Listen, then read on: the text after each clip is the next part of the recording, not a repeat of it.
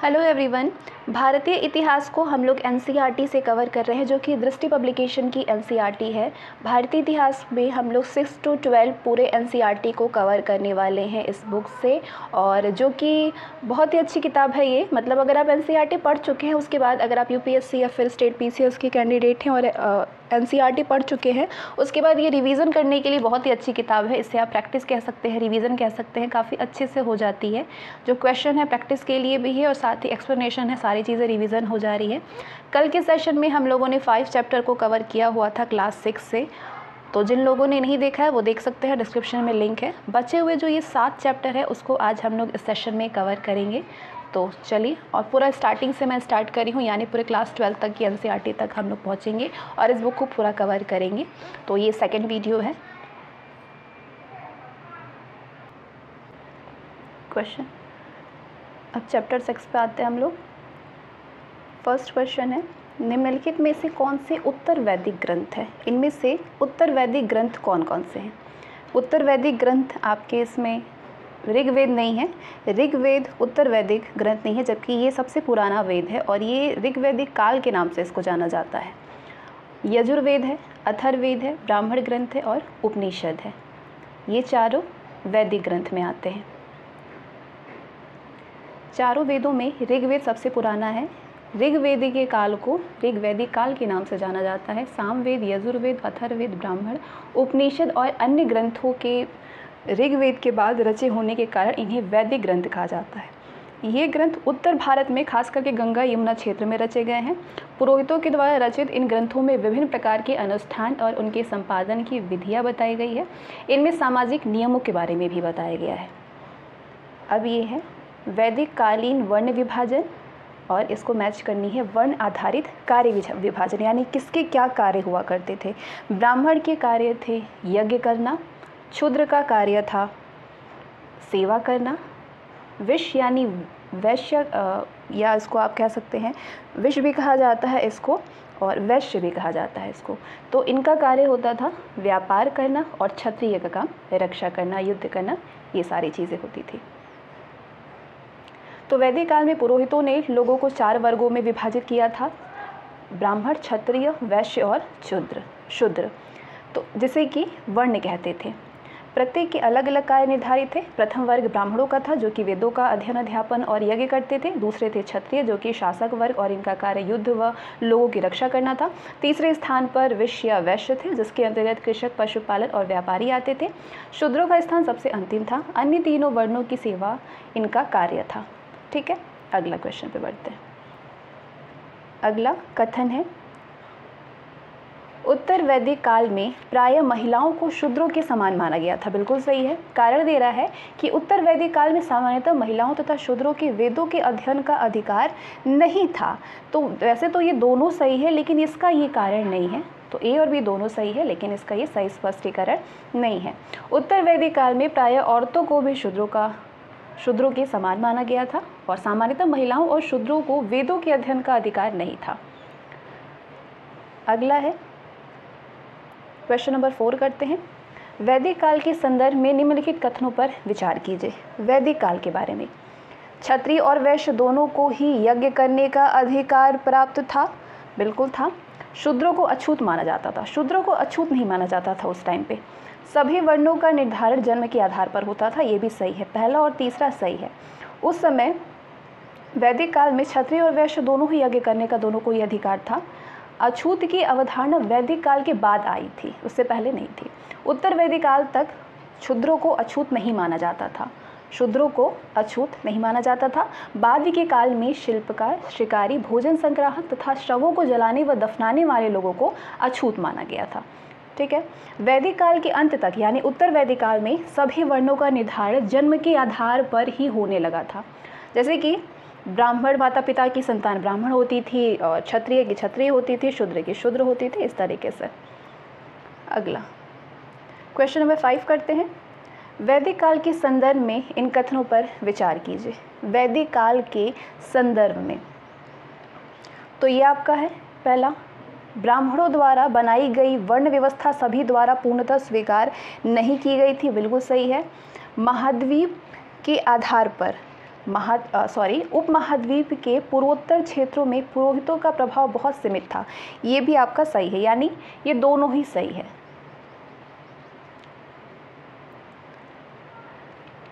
कई लोगों ने ब्राह्मणों द्वारा बनाई गई इस वर्ण व्यवस्था को स्वीकार नहीं किया। कुछ राजा स्वयं को पुरोहित से श्रेष्ठ मानते थे। कुछ लोग जन्म के आधार पर वर्ण निर्धारण सही नहीं मानते थे। इसके अतिरिक्त कुछ लोग व्यवसाय के आधार पर लोगों के बीच भेदभाव उचित नहीं समझते थे, जबकि कुछ लोग चाहते थे कि अनुष्ठान संपन्न करने का अधिकार सबका हो। कई लोगों ने छुआछूत की आलोचना की।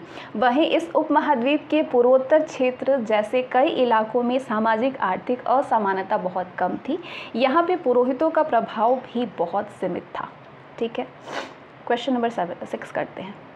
पुरातत्वविदों ने जनपद नामक इकाइयों की कई बस्तियों की खुदाई की। ये जनपदीय बस्ती अथवा बस्तियाँ किस स्थानों पर स्थित है, उस स्थान के बारे में बताने। जो पुरातत्वविदों ने जनपद नाम की कई बस्तियों की खुदाई की थी, तो वो किस किस स्थान पे है वो आपको इसमें बतानी है। पुराना किला दिल्ली में, हस्तिनापुर मेरठ में, अतरंजी खेड़ा एटा में। ये तीनों ही सही है। महायज्ञ को करने वाले आगे चल करके जन के राजा ना होकर के जनपदों के राजा माने जाने लगे थे। जनपद का मतलब जन के बसने की जगह। ठीक है, पुरातत्वविदों ने इन जनपदों की कई बस्तियों की खुदाई की है। दिल्ली में पुराना किला, उत्तर प्रदेश में मेरठ के पास में हस्तिनापुर और एटा के पास अतरंजी खेड़ा में इनमें प्रमुख है। जनपदों के लोग चावल, गेहूं, धान, जौ, दालों, गन्ना, तिल तथा सरसों जैसी फसलें उगाते थे। इन पुरास्थलों में कुछ विशेष प्रकार के बर्तन मिले हैं जिन्हें कि चित्रित धूसर पात्र के रूप में जाना जाता है। किस नाम से? चित्रित धूसर पात्र के नाम से जाना जाता है। यहाँ से प्राप्त ये बर्तन कुछ धूसर और कुछ लाल रंग के होते थे। ठीक है, चित्रित धूसर पत्रों की कई चित्रकारी आमतौर पर सरल रेखाओं तथा ज्यामितीय आकृतियों के आधार पर है। अब करते हैं क्वेश्चन नंबर 7। क्वेश्चन नंबर 7 करते हैं। महाजनपदों के संदर्भ में विचार करनी है। पहला है, महाजनपदों की कई राजधानियों में किलेबंदी की गई थी। महाजनपदों की कई राजधानियों में किलेबंदी की गई थी। ये बिल्कुल सही है। और राजा सेना रखने लगे थे। उस टाइम पे तो राजा सेना नहीं रखते थे। हाँ, राजा सेना रखने लगे थे, जैसे कि वेतन दिया जाता था। वेतन का संपूर्ण भुगतान आहत सिक्कों के रूप में दिया जाता था? नहीं, वेतन का संपूर्ण कुछ भुगतान दिया जाता था। आहत सिक्कों का संपूर्ण भुगतान नहीं दिया जाता था। तो पहला सही है, दूसरा गलत है। ठीक है, लगभग 2500 वर्ष पूर्व कुछ जनपद अधिक महत्वपूर्ण हो गए। इन्हें महाजनपद कहा जाने लगा। अधिकतर महाजनपदों की एक राजधानी होती थी। कई राजधानियों में किलेबंदी की गई थी। ये किलेबंदी आक्रमण से सुरक्षा करती थी। ये राजाओं की समृद्धि और वैभव को भी दर्शाती थी। अब राजा सेना रखने लगे थे। सिपाहियों को वेतन देकर के पूरे साल रखा जाता था। कुछ भुगतान, जैसे कि मैंने कहा, कुछ भुगतान आहत सिक्कों के रूप में होता था, ना कि संपूर्ण भुगतान होता था। नेक्स्ट क्वेश्चन है, महाजनपदों की कर प्रणाली के संदर्भ में निम्नलिखित कथनों पर विचार कीजिए। पहला है, ये प्रायः उपज का 1/, मतलब एक तीसरा हिस्सा कर के रूप में निर्धारण दिया करते थे, जिसे भाग कहते थे। तो नहीं, ये 1/6 छठवां भाग दिया करते थे। पहला गलत है। दूसरा, कारीगरों को श्रम के रूप में कर का भुगतान करना होता था। तो ये दूसरा वाला सही है, पहला वाला गलत है। महाजनपदों के राजाओं को विशाल किलों और बड़ी सेना के लिए प्रचुर संसाधनों और इनके लिए पर्याप्त कर्मचारियों की आवश्यकता होती थी। राजा लोगों द्वारा समय समय पर दिए जाने वाले उपहारों पर निर्भर ना रह करके अब नियमित रूप से कर वसूलने लगे। फसलों पर लगाए गए कर महत्वपूर्ण थे क्योंकि अधिकांश लोग कृषक ही थे। ये प्रायः उपज का 1/6 हिस्सा कर के रूप में निर्धारित किया करते थे, जिसे कि भाग कहा जाता था। तो पहला वाला गलत है।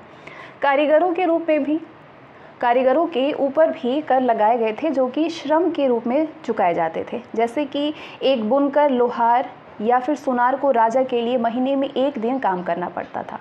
ठीक है, अगला क्वेश्चन नंबर 9। महाजनपदीय कर व्यवस्था के संदर्भ में निम्नलिखित कथनों पर विचार कीजिए।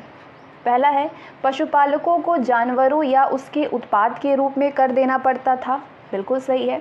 व्यापारियों को सामान खरीदने बेचने पर भी कर देना पड़ता था, हाँ ये भी सही है। आखेट और संग्राहक कर के पूर्णतः मुक्त थे, आखेट और संग्राहक कर से मुक्त नहीं थे, तीसरा गलत है। तीसरा गलत है क्योंकि आखेटकों व संग्राहकों को जंगल से प्राप्त वस्तुएं राजा को कर के रूप में देनी प्राप्त पड़ती थी, मुक्त नहीं थे वो। नेक्स्ट, प्राचीन महत्वपूर्ण नगर कौशाम्बी किस स्थान पर स्थित है? कौशाम्बी इलाहाबाद उत्तर प्रदेश में स्थित था। कौशाम्बी नगर आधुनिक उत्तर प्रदेश के इलाहाबाद जिले में स्थित था। यहाँ से किले की दीवार के अवशेष मिले हैं। इसके एक भाग का निर्माण संभवतः 2500 वर्ष पूर्व हुआ था। कौशाम्बी प्राचीन काल में वत्स महाजनपद की राजधानी थी। ठीक है, नेक्स्ट क्वेश्चन है, महाजनपदीय युग में कृषि क्षेत्र में 2 बड़े परिवर्तन आए थे। इन परिवर्तनों के संदर्भ में इस पे विचार कीजिए। पहला है, हल के फाल अब लोहे के बनने लगे थे। हल के फाल, हाँ, लोगों ने धान की कृषि बीज छोड़ करके छिड़काव करके करने लगे थे। नहीं, लोगों ने धान की कृषि जो है बीज छिड़क करके करने के बजाय धान के पौधों का रोपण करना शुरू कर दिए थे। बिल्कुल सही है, पहले बीज पे करते थे, अब थोड़ा सा डेवलपमेंट हुआ तो फिर ये छिड़कने के बजाय धान के पौधे का रोपण करना शुरू कर दिए थे। ये दोनों ही सही है। ठीक है, क्वेश्चन नंबर 12, मगध के संदर्भ में इन कथनों पे विचार कीजिए। मगध के संदर्भ में गंगा और सोन नदियाँ मगध से होकर के गुजरती थी, बिल्कुल सही है। मगध का एक हिस्सा जंगलों से भरा था, ये भी सही है। इस क्षेत्र में लौह अयस्क की खदानें हैं, बिल्कुल सही है। लगभग 200 सालों के भीतर मगध सबसे महत्वपूर्ण जनपद बन गया। गंगा और सोन नदियां मगध से होकर के बहती थी। ये नदियां यातायात, जल वितरण और ज़मीन को उपजाऊ बनाने के लिए महत्वपूर्ण थी। मगध का एक हिस्सा जंगलों से भरा था। यहाँ से सेना के लिए हाथी, रथ, गाड़ियों और घरों के लिए लकड़ियाँ प्राप्त होती थी। इन क्षेत्रों में लौह अयस्कों की खदानें जो कि मजबूत औजार और हथियार बनाने के लिए उपयोगी थे। ठीक है, क्वेश्चन नंबर 13 है, निम्नलिखित में से कौन मगध का शासक नहीं था? इसमें से मगध का शासक कौन नहीं था? तो बिंबिसार थे, बिंबिसार भी थे, प्रसेनजीत नहीं था। बिंबिसार थे, अजातशत्रु थे और महापद्मनंद था। प्रसेनजीत नहीं थे। बिंबिसार, अजातशत्रु और महापद्मनंद मगध के महत्वपूर्ण राजा थे, जबकि प्रसेनजीत कौशल महाजनपद का राजा था। क्वेश्चन नंबर 14, निम्नलिखित में से कौन सा नगर मगध की राजधानी कभी नहीं रही है? मगध की राजधानी श्रावस्ती नहीं रही है, पाटलिपुत्र रही है, राजगिर रही है। ठीक है, बिहार में राजगिर जो कि आधुनिक का राजगीर है, कई सालों तक मगध की राजधानी बनी रही। बाद में पाटलिपुत्र जो कि आज का पटना है राजधानी बन गई। श्रावस्ती कौशल महाजनपद की राजधानी थी। अगला क्वेश्चन नंबर 15 करते हैं। सिकंदर द्वारा अपने विश्व विजय अभियान के दौरान भारतीय उपमहाद्वीप में मगध की ओर कूच करने के संदर्भ में निम्नलिखित कथनों पर विचार कीजिए। मगध की ओर कूच करने के संदर्भ में पहला है, सिकंदर की सेना ने आगे बढ़ने से इनकार कर दिया, बिल्कुल सही है। सिकंदर की सेना भारत के शासकों के पैदल, रथ और हाथियों की बड़ी बड़ी सेनाओं से भयभीत थी, ये दोनों ही सही है। 2300 वर्ष पूर्व मैसिडोनिया का राजा सिकंदर विश्व विजय करना चाहता था। पूरी तरह सफल न होने पर भी वो मिस्र और पश्चिमी एशिया के कुछ राज्यों को जीतता हुआ भारतीय उपमहाद्वीप में व्यास नदी के किनारे तक पहुंच गया। जब उसने मगध की ओर कूच करना चाहा तो उसके सिपाहियों ने इनकार कर दिया। वे इस बात से भयभीत थे कि भारत के शासकों के पास पैदल, रथ और हाथियों की बहुत बड़ी सेना थी। अगला क्वेश्चन है, मगध के निकट ही वज्जी राज्य था। वज्जी की राजधानी कौन सी है? वज्जी की राजधानी है वैशाली। मगध के निकट ही वज्जी राज्य, उसकी राजधानी वैशाली। अगला क्वेश्चन नंबर 17, गढ़ या संघ के संदर्भ में निम्नलिखित कथनों पर विचार कीजिए। गढ़ या संघ के संदर्भ में, तो एक ही शासक के अधीन एक विशाल राज्य क्षेत्र गढ़ या संघ कहलाता था? नहीं, बुद्ध तथा महावीर दोनों ही गढ़ या संघ से संबंधित थे, ये सही है, दूसरा वाला सही है। गढ़ शब्द का प्रयोग कई सदस्यों द्वारा समूह के लिए किया जाता था। संघ शब्द का तात्पर्य संगठन या सभा से है। गण या संघ में एक से अधिक शासक होते थे। प्रत्येक व्यक्ति राजा कहलाता था। ये सभी मिलकर के विभिन्न अनुष्ठानों को संपन्न करते थे। ये सभाओं में बैठकर के बहस, बातचीत और वाद विवाद के जरिए फैसले लेते थे। स्त्रियां, दास तथा कमकार इन सभाओं में हिस्सा नहीं ले सकते थे। बुद्ध और महावीर दोनों ही गण या संघ से संबंधित थे। बौद्ध साहित्य में संघ के जीवन का बहुत ही सजीव वर्णन मिलता है। अगला क्वेश्चन है, गणों या फिर संघों पर निम्नलिखित में से किस शासक ने विजय प्राप्त किया था? गुप्त ने किया था। कई शक्तिशाली राजा इन संघों को जीतना चाहते थे। इसके बावजूद उनका राज्य अब से लगभग 1500 वर्ष पूर्व तक चलता रहा है। फिर इसके बाद गुप्त शासकों ने गढ़ और संघ पर विजय प्राप्त कर उन्हें राज्य में मिला लिया है। अगला क्वेश्चन है, दीर्घ निकाय। दीर्घ निकाय इसमें से क्या है? बौद्ध ग्रंथ है। दीर्घ निकाय एक प्रसिद्ध बौद्ध ग्रंथ है जिसमें कि बुद्ध के कई व्याख्यान दिए गए हैं। इन्हें लगभग 2300 वर्ष पूर्व लिखा गया था। अगला क्वेश्चन, अजातशत्रु वज्जी संघ पर आक्रमण करना चाहता था। उसने उस विषय पर सलाह के लिए अपने एक मंत्री को बुद्ध के पास भेजा था। अजातशत्रु के उस मंत्री का नाम क्या था? उस मंत्री का नाम था वस्कार। ठीक है, वस्कार। अगला क्वेश्चन है, एथेंस में प्रजातंत्र या गणतंत्र के संदर्भ में इन कथनों पे विचार कीजिए। एथेंस में लगभग 2500 साल पहले एथेंस के लोगों ने एक शासन व्यवस्था की स्थापना की जिसे प्रजातंत्र या गणतंत्र कहते हैं। एथेंस में एक सभा थी। इस सभा में सभी नागरिक भाग ले सकते थे। औरतों को नागरिक का दर्जा नहीं मिलता था। ये तीनों ही सही है। ये जो व्यवस्था थी ये लगभग 200 सालों तक चलती रही। वहीं पे 30 साल से ऊपर के उन सभी पुरुषों को पूर्ण नागरिकता प्राप्त थी जो दास नहीं थे। वहाँ एक सभा थी जो कि महत्वपूर्ण विषयों पर निर्णय लेने के लिए साल भर कम से कम 40 बार बुलाई जाती थी। इस सभा में सभी नागरिक भाग ले सकते थे। यहाँ पर औरतों को नागरिक का दर्जा नहीं मिलता था। व्यापारी और शिल्पकारों के रूप में एथेंस में रहने और काम करने वाले बहुत से विदेशियों को भी और यहाँ पर खाद्यान्नों, खेतों, घरों और कार्यशालाओं में काम कर रहे दासों को भी नागरिक का अधिकार नहीं मिला था। अब आते हैं चैप्टर नंबर 7वां चैप्टर है क्लास 6 की एनसीईआरटी में, जिसमें कि नए प्रश्न, नए विचार हैं। अब इसमें जो भी क्वेश्चन होगा उनको हम सॉल्व करते हैं। पहला क्वेश्चन है, बुद्ध द्वारा पहली बार उपदेश देने की महत्वपूर्ण घटना की स्मृति में कहाँ एक स्तूप का निर्माण किया गया था? स्तूप का निर्माण कहाँ पे किया गया था? सारनाथ में किया गया था। बुद्ध का जन्म लगभग 2500 वर्ष पूर्व हुआ था। ये शाक्यगढ़ के क्षत्रिय राजकुमार थे। बुद्ध को बोध गया जो कि बिहार में है, पीपल के वृक्ष के नीचे ज्ञान प्राप्त हुआ था। वाराणसी के निकट सारनाथ है जहाँ पे इनको सर्वप्रथम बुद्ध द्वारा उपदेश दिए थे इन्होंने। इसी घटना की स्मृति में यहाँ पे स्तूप का निर्माण हुआ। बुद्ध ने अपनी शिक्षा सामान्य लोगों को प्रकृति भाषा में दी ताकि लोगों को उसे आसानी से समझ सके, लेकिन इनका लेखन कार्य जो था वो पाली भाषा में हुआ था। बुद्ध की मृत्यु कुशीनगर में हुआ था। ठीक है, नेक्स्ट है, बुद्ध की शिक्षाओं के संदर्भ में बताइए। बुद्ध की शिक्षाओं के संदर्भ में बुद्ध ने दुख का कारण तृष्णा मतलब कि लालसा को बताया था। बिल्कुल सही है। उन्होंने कहा आत्म संयम अपना करके मनुष्य तृष्णा से मुक्ति पा सकता है। ये भी सही है, दोनों ही सही है।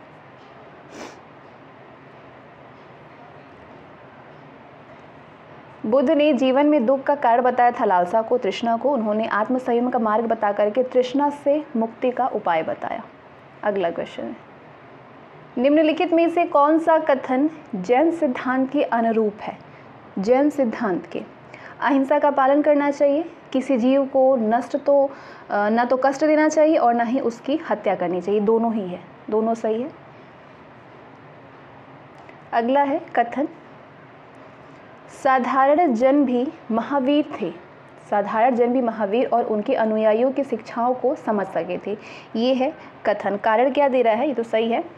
महावीर और उनके अनुयायियों ने अपनी शिक्षा प्राकृत भाषा में दी थी। प्राकृत भाषा में, हाँ दोनों सही है। ए और आर दोनों सही है और आर ए की बिल्कुल सही व्याख्या है। ठीक है, अगला क्वेश्चन, तो सामान्य बोलचाल की भाषा ही प्राकृत भाषा कहलाती थी। प्रचलन क्षेत्र के आधार पर ही उनके अलग अलग नाम थे, जैसे कि मगध में बोली जाने वाली प्राकृत भाषा मागधी कहलाती थी। महावीर ने अपनी शिक्षा के लिए प्राकृत भाषा का चुनाव किया था ताकि आम जन उन्हें समझ सके आसानी से। क्वेश्चन नंबर 5 करते हैं। निम्नलिखित में से कौन सा कथन बौद्ध संघ के संदर्भ में सही है? बौद्ध संघ के संदर्भ में पहला है, संघ भिक्षु भिक्षुणियों का एक संगठन था। बिल्कुल सही है ये, हाँ ये सही है। दूसरा है, संघ में रहने वाले बौद्ध भिक्षुओं के लिए बनाए गए नियम विनय पट्टिका में मिलते हैं। हाँ ये भी सही है, दोनों सही है, दोनों सही है। क्वेश्चन नंबर 6 करते हैं। निम्नलिखित में से कौन सा कथन बौद्ध संघ के संदर्भ में सही नहीं है? संघ के पुरुषों और स्त्रियों के रहने के लिए अलग अलग व्यवस्था थी, ये तो सही है। सभी व्यक्ति संघ में प्रवेश ले सकते थे। संघ में प्रवेश के लिए बच्चों को अपने माता पिता से अनुमति लेनी होती थी, ये भी सही है। विवाहित स्त्रियों को संघ में प्रवेश के लिए अपने माता पिता की अनुमति की आवश्यकता होती थी, ये गलत है। इसका मतलब कि पहला option D is the right answer, will be the right answer. चलिए अगला क्वेश्चन करते हैं। अगर आपको ये देखनी है तो पॉज करके आप यहाँ पे देख सकते हैं। कुछ शैलकृत गुफाओं को विहार कहते हैं। विहार के संदर्भ में ये जो कथन है इस पे विचार कीजिए। विहार बौद्ध भिक्षुओं और भिक्षुणियों की शरणार्थी थी जो कि बाद में निवास स्थल बदल गया, बाद में निवास स्थल में ये बदल गया, सही है। किसी भी धनी व्यापारी, राजा अथवा भूस्वामी द्वारा दान में दी गई भूमि पर विहार का निर्माण होता था, दोनों सही है। विहार के संदर्भ में दोनों सही है। महाराष्ट्र में स्थित कार्ले की गुफा विहार का उदाहरण है।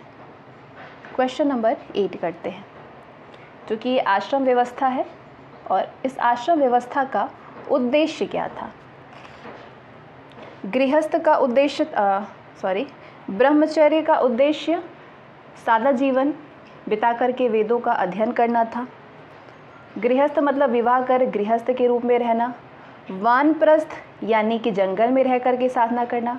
सन्यास यानी सब कुछ त्याग करके सन्यासी बन जाना। अगला है क्वेश्चन नंबर 9। आश्रम व्यवस्था में प्रायः स्त्रियों को वेद पढ़ने की अनुमति थी, कारण उन्हें अपने पतियों द्वारा पालन किए जाने वाले आश्रमों के नियमों का ही अनुसरण करना था। ऐसा तो नहीं है, दोनों सही है लेकिन उसका सही व्याख्या नहीं है ये, ठीक है। अगला क्वेश्चन है क्वेश्चन नंबर 10। जिस समय बुद्ध उपदेश दे रहे थे उसी समय या उससे भी थोड़ा पहले दूसरे अन्य चिंतक भी कठिन प्रश्नों का उत्तर ढूंढने का प्रयास कर रहे थे। ये चिंतक उपनिषदों से संबंधित थे। तो इन उपनिषदों के संदर्भ में इन कथनों पर विचार कीजिए जो कथन आपके नीचे दिया हुआ है। पहला है, उपनिषद उत्तर वैदिक ग्रंथों का हिस्सा था। उपनिषद का शाब्दिक अर्थ है गुरु के समीप बैठना, बिल्कुल सही है, ये दोनों सही है। इन ग्रंथों में अध्यापकों और विद्यार्थियों के बीच बातचीत का संकलन किया गया है, ये भी सही है, तीनों सही है। उपनिषद उत्तर वैदिक ग्रंथों का हिस्सा है, इसका शाब्दिक अर्थ है गुरु के समीप बैठना। इन ग्रंथों में अध्यापकों और विद्यार्थियों के बीच बातचीत का संकलन किया गया। ये विचार सामान्य वार्तालाप के रूप में प्रस्तुत किए गए। इन चिंतकों में अधिकांश का ये मानना था कि इस विश्व में कुछ तो ऐसा है जो कि स्थायी है और मृत्यु के बाद भी बचा रहता है। उन्होंने इसका वर्णन जो है आत्मा तथा ब्रह्म अथवा सार्वभौम आत्मा के रूप में किया। वे मानते थे कि अंततः आत्मा तथा ब्रह्म एक ही हैं, ठीक है। अगला क्वेश्चन करते हैं क्वेश्चन नंबर 11। उपनिषदों में संकलित वार्तालापों अथवा चर्चाओं के संदर्भ में निम्नलिखित कथनों में से कौन सा सही नहीं है? वार्तालाप और चर्चाओं के संदर्भ की बात हो रही है। तो इन चर्चाओं में भाग लेने वाले अधिकांश पुरुष ब्राह्मण तथा राजा होते थे, ठीक है। तो यहाँ पे नहीं पूछा है तो ये तो सही है। इनमें कभी कभी गार्गी जैसे स्त्री विचारकों का भी उल्लेख मिलता है, गार्गी जैसी, ये भी सही है। विद्वता के लिए प्रसिद्ध गार्गी राज दरबारों में होने वाले वाद विवाद में भाग लिया करती थी। हाँ, तो बच्चा ये गलत होगा। निर्धन व्यक्ति भी इस तरह के वाद विवाद में बढ़ चढ़ के हिस्सा लेते थे, ये सही नहीं है। तो ये जो है निधन व्यक्ति जो है इस तरह के वाद विवाद में बहुत कम ही हिस्सा लेते थे। इस तरह का एक प्रसिद्ध अपवाद सत्यकाम जाबाल का है। सत्यकाम जाबाल का नाम उसकी दासी माँ के नाम पर पड़ा था। सत्यकाम के मन में सत्य जानने की तीव्र जिज्ञासा उत्पन्न हुई। गौतम नामक एक ब्राह्मण ने उन्हें अपने विद्यार्थी के रूप में स्वीकार किया। बाद में वे अपने समय के सर्वाधिक प्रसिद्ध विचारकों में से एक बन गए। उपनिषद के कई विचारों का विकास बाद में प्रसिद्ध विचारक शंकराचार्य के द्वारा किया गया। निम्नलिखित कथनों में से कौन सा सही नहीं है? इसमें से कौन सा सही नहीं है? पहला कथन है जैन धर्म का समर्थन मुख्यतः व्यापारियों द्वारा किया गया। ये सही है। किसानों के लिए जैन धर्म के नियमों का पालन अत्यंत कठिन था क्योंकि फसल की रक्षा के लिए उन्हें कीड़े मकोड़े को मारना पड़ता था। ये भी सही है। बाद की सदियों में उत्तर भारत के साथ साथ जैन धर्म का विस्तार गुजरात, तमिलनाडु और कर्नाटक में भी हुआ। ये भी सही है। वर्तमान में उपलब्ध जैन धर्म की शिक्षाएं उत्तर प्रदेश के कुशीनगर नामक स्थान पर लिखी गई थी। ये गलत है। तो आइए समझते हैं क्यों गलत है। क्योंकि जैन धर्म की वर्तमान में उपलब्ध शिक्षाओं का लेखन 1500 वर्ष पूर्व गुजरात के वल्लभी नामक स्थान पर हुआ था। ठीक है। क्वेश्चन नंबर 13 करते हैं। जैन नाम से जाने गए महावीर के अनुयायियों के संदर्भ में इन कथनों पर विचार कीजिए। उन्हें भोजन के लिए भिक्षा मांग करके सादा जीवन बिताना होता था। उन्हें पूरी तरह से ईमानदारी से रहने तथा चोरी ना करने की सख्त हिदायत थी। हाँ, बिल्कुल सही है। उन्हें ब्रह्मचर्य का पालन करना होता था। पुरुषों को वस्त्रों सहित सब कुछ त्याग देना पड़ता था। ये भी सही है। तीनों ही सही है। इन्हीं कारण से अधिकांश व्यक्तियों के लिए ऐसे कड़े नियमों का पालन कठिन था। फिर भी हजारों व्यक्तियों ने नई जीवन शैली को जानने और सीखने के लिए अपने घरों को छोड़ दिया था। क्वेश्चन नंबर 14 करते हैं। बुद्ध और जैन के युग में ही कुछ अन्य विद्वान भी खोज कर रहे थे। उन्हीं प्रसिद्ध विद्वानों में से एक विद्वान पाणिनि ने एक महत्वपूर्ण रचना की। संस्कृत भाषा की ये रचना किससे संबंधित है?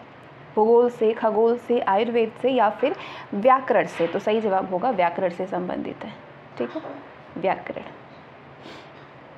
बुद्ध और जैन के युग में ही पाणिनि ने स्वरों और व्यंजनों को विशेष क्रम में रख करके सूत्र बनाए जो कि बीजगणित के सूत्रों से काफ़ी मिलते जुलते थे। तो इन सूत्रों का प्रयोग कर उन्होंने संस्कृत भाषा के प्रयोगों के नियम लघु सूत्रों के रूप में लिखा था और अष्टाध्यायी नामक पुस्तक की रचना की जो कि व्याकरण से संबंधित है। ठीक है, व्याकरण से संबंधित है। अगला क्वेश्चन है, जरथुस्त्र एक ईरानी पैगंबर थे। उनकी शिक्षाओं के संदर्भ में निम्नलिखित कथनों में से कौन सा सही है? शिक्षाओं के संदर्भ में पहला है कि जरथुस्त्र की शिक्षाओं का संकलन जेंद अवेस्ता नामक में मिलता है। जेंद अवेस्ता में मिलता है। हाँ, सही होगा। जरथुस्त्र की मूल शिक्षा का सूत्र सद्विचार, सद्वचन तथा सद्कार्य है। दोनों ही सही है। तो आइए समझते हैं उसको। जरथुस्त्र ईरानी पैगंबर थे। उनकी शिक्षाओं का संकलन जेंद अवेस्ता नामक ग्रंथ में मिलता है। जेंद अवेस्ता की भाषा और इसमें वर्णित रीति रिवाज वेदों की भाषा और रीति रिवाजों से काफ़ी मिलते जुलते हैं। जरथुस्त्र की मूल शिक्षा का सूत्र है सद्विचार, सद्वचन तथा सद्कार्य, यानी कि हे ईश्वर, बल, सत्य, प्रधानता एवं सद्विचार प्रदान कीजिए जिनके जरिए हम शांति बना सकें। 1000 से अधिक वर्ष तक जरथुस्त्रवाद ईरान का एक प्रमुख धर्म रहा। बाद में कुछ जरथुस्त्रवादी ईरान से आकर के गुजरात और महाराष्ट्र के तटीय नगरों में बस गए थे। वे लोग ही आज के पारसियों के पूर्वज थे। ठीक है, अगला क्वेश्चन है, जातक कथाओं का संकलन किसके द्वारा किया गया था? जातक का बौद्ध अनुयायियों के द्वारा किया गया था। ठीक है, अब आते हैं हम क्लास 6 की एनसीईआरटी में चैप्टर नंबर 8 पे।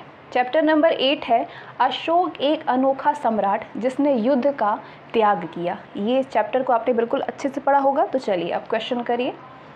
क्वेश्चन है आपके सामने, मौर्य साम्राज्य की स्थापना लगभग 2300 साल पहले हुई थी। इसका संस्थापक कौन था? ये तो आप बहुत इजीली बताएंगे। इसका संस्थापक कौन थे? संस्थापक थे चंद्रगुप्त मौर्य। कौटिल्य द्वारा लिखित बाकी एक्सप्लेनेशन उतना इंपॉर्टेंट नहीं है क्योंकि ये आप सभी को मालूम होगा। तो आगे बढ़ते हैं, फटफट क्वेश्चन को अटेम्प्ट करते हैं। जहाँ पे एक्सप्लेनेशन की ज़रूरत पड़ेगी वो चीज़ें मैं आपको दिखाती रहूँगी। हालांकि इसकी PDF अगर आपको चाहिए तो आप टेलीग्राम पे मिल जाएगा आपको, वहाँ पे मैं इसको अपलोड कर दूँगी। कौटिल्य द्वारा लिखित प्रसिद्ध पुस्तक का नाम क्या है? कौटिल्य द्वारा लिखित प्रसिद्ध जो पुस्तक थी उसका नाम था अर्थशास्त्र। ठीक है। मौर्य वंश में 3 महत्वपूर्ण राजा हुए थे। ठीक है, तो इन राजाओं का सही वंशानुक्रम बताइए। वंश के द्वारा मतलब सबसे पहले कौन था, फिर कौन आया, फिर कौन आया? चंद्रगुप्त आए थे, फिर उसके बाद उनका बेटा बिंदुसार, फिर उनका अशोक उत्तराधिकारी। अगला क्वेश्चन है क्वेश्चन नंबर 4। मौर्य साम्राज्य की राजधानी कौन सी थी? मौर्य साम्राज्य की राजधानी थी पाटलिपुत्र। ठीक है। अगला है, इनमें से किन स्थानों पर अशोक ने शिलालेख प्राप्त है? अशोक के शिलालेख कहाँ पे प्राप्त हैं? कंधार में है, ब्रह्मगिरी में है, जौगढ़ में है, गिरनार में भी है, लुम्बिनी में भी है। तो ये सारे जगह पे शिलालेख प्राप्त हुए हैं अशोक के। ठीक है। अगला, कर और नजराना के संदर्भ में इन कथनों पे विचार कीजिए। कर और नजराना, कर जो था वो क्या था, मतलब ये एक, चलिए आइए बढ़ते हैं इसको। कर अधिनियम ढंग से एकत्रित किए जाते थे। ठीक है। नहीं, नजराना राज्य द्वारा नियमित रूप से लिया जाता था। ये दोनों ही गलत है, ना तो पहला है ना ही दूसरा है। कर नियमित ढंग से इकट्ठे किए जाते थे, वहीं पे नजराना जो है वो अनियमित रूप से किए जाते थे। नियमित रूप से जब भी संभव हो इकट्ठा किया जाता था। ऐसे नजराने विविध चीज़ों के रूप में प्राय ऐसे लोगों से लिए जाते थे जो कि स्वेच्छा से इसे देते थे। ठीक है। अगला क्वेश्चन है, मौर्य प्रशासन के संदर्भ में इन कथनों पे विचार कीजिए। मौर्य प्रशासन के संदर्भ में पहला है, राजकुमारों को अक्सर प्रांतों में राज्यपाल यानी गवर्नर के रूप में भेजा जाता था। जहाँ पर सम्राटों का सीधा शासन था वहाँ पे राजा द्वारा नियुक्त अधिकारी कर वसूलते थे। ये दोनों ही सही है मौर्य प्रशासन के संदर्भ में। ठीक है। कुछ हद तक छोटे क्षेत्रों या फिर प्रांतों पर पाटलिपुत्र से नियंत्रण रखा जाता था और वहाँ पे राजकुमारों को राज्यपाल के रूप में भेजा जाता था। पाटलिपुत्र और उसके आसपास के इलाकों पर सम्राट का सीधा नियंत्रण होता था। यहाँ पर कर वसूलने के लिए राजा द्वारा अधिकारी नियुक्त किए जाते थे। बाकी सारी चीज़ें आप लोग अच्छे से जानते होंगे। आगे बढ़ते हैं, क्वेश्चन को सॉल्व करते हैं।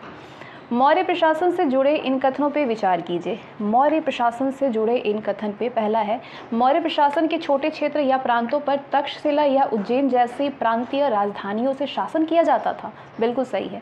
मौर्य शासक आवागमन के लिए महत्वपूर्ण मार्गों और नदियों पर नियंत्रण रखने का प्रयास करते थे। ये भी सही है। प्रदेशों में रहने वाले लोग मौर्य अधिकारियों को नजराना या भेंट दिया करते थे। तीनों ही सही है, तीनों ही सही है। ठीक है। अगला क्वेश्चन करते हैं। चंद्रगुप्त के दरबार में पश्चिम एशिया के यूनानी राजा सेल्यूकस निकेटर का राजदूत था। उसका नाम क्या था? उसका नाम था मेगास्थनीज। ठीक है। अगला क्वेश्चन करते हैं, क्वेश्चन नंबर 10। मेगास्थनीज ने भारत में जो कुछ देखा उसका विवरण दिया। सम्राट के विषय में उसके विवरण के संदर्भ में इन कथनों पे विचार कीजिए। सम्राट के विषय में, सम्राट की जनता को सामने आने के अवसरों पर शोभा यात्रा के रूप में जश्न होता था। बिल्कुल सही है। उनके अंगरक्षक सोने व चांदी के सजे हाथियों पर सवार रहते थे। कुछ अंगरक्षक पेड़ों को लेकर के चलते थे। बिल्कुल सही है ये। राज्य सामान्यतः हथियारबंद महिलाओं से घिरे होता था। ये भी सही है। तीनों ही कथन बिल्कुल सही है। अगला क्वेश्चन करते हैं। चलिए इसके बारे में थोड़ा जान भी लीजिए। मेगास्थनीज के वर्णन से पता चलता है कि सम्राट सोने की पालकी में जनता के सामने ले जाया जाता था। उनके जनता के सामने आने पर शोभा यात्रा के रूप में जश्न मनाया जाता था। अंगरक्षक, बाकी सारी चीज़ें आप जानते होंगे। चलिए आगे बढ़ते हैं। मौर्य साम्राज्य के संदर्भ में इन कथनों पे विचार कीजिए। पहला है, मौर्य साम्राज्य की बात हो रही है। पहला है कि उज्जैन उत्तर पश्चिम की तरफ आवागमन के मार्ग में था। नहीं। आधुनिक पाकिस्तान और अफगानिस्तान के इलाके मौर्य साम्राज्य के अंदर थे। ये सही है। पहला गलत है। मौर्य साम्राज्य के संस्थापक चंद्रगुप्त मौर्य के विचार अर्थशास्त्र में लिखे गए हैं। नहीं, इनके विचार नहीं लिखे गए। पहला और तीसरा गलत है। क्यों गलत है? पहला गलत है क्योंकि उज्जैन उत्तरी भारत से दक्षिणी भारत जाने के मार्ग में पड़ता था, जबकि जो तक्षशिला था वो उत्तर पश्चिम और मध्य एशिया के लिए आने जाने का मार्ग था। अर्थशास्त्र में चंद्रगुप्त के नहीं बल्कि कौटिल्य का विचार है। अर्थशास्त्र के रचयिता कौटिल्य का ही अन्य नाम चाणक्य था, उससे विष्णुगुप्त के नाम से भी जाना जाता था इन्हें। क्वेश्चन नंबर 12 करते हैं। अशोक के संबंध में निम्नलिखित कथनों पर विचार कीजिए। अशोक के संदर्भ में, अशोक ऐसा पहला शासक था जिसने कि अभिलेखों द्वारा जनता तक अपना संदेश पहुंचाने की कोशिश की थी। बिल्कुल सही है। अशोक के ज़्यादातर अभिलेख खरोष्ट लिपि में हैं? नहीं। अशोक ने अपने एक अभिलेख में कलिंग युद्ध का वर्णन किया। कलिंग युद्ध का वर्णन किया है। बिल्कुल सही है। पहला और तीसरा सही है। ठीक है। क्वेश्चन नंबर 13 करते हैं। कलिंग युद्ध में जनहानि से दुखी होकर के अशोक ने धम्म का पालन करने एवं दूसरों को इसकी शिक्षा देने का निश्चय किया था। तो धम्म के संदर्भ में विचार कीजिए। धम्म के संदर्भ में पहला है, अशोक का मानना था कि धम्म के माध्यम से लोगों का दिल जीतना बलपूर्वक विजय पाने से ज़्यादा अच्छा है। बिल्कुल सही।